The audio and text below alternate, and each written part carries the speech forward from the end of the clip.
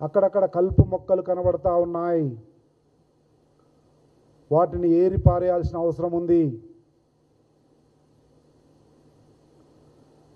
అక్కడక్కడ గంజాయి మొక్కలు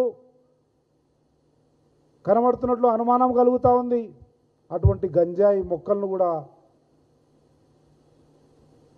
నిలువరించాల్సిన అవసరం ఉంది, నలిపేయాల్సిన అవసరం ఉంది.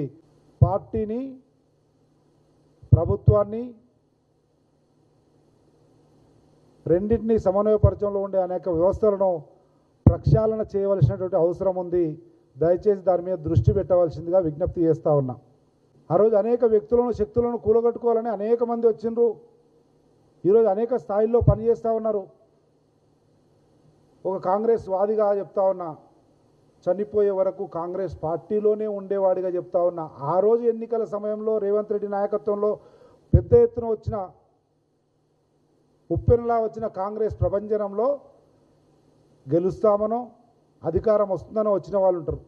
మళ్ళీ రేపు 2-3 సంవత్సరాల తర్వాత పరిస్థితులు మారితే ఎక్కడుంటారో ఏమవుతారో తెలియదు.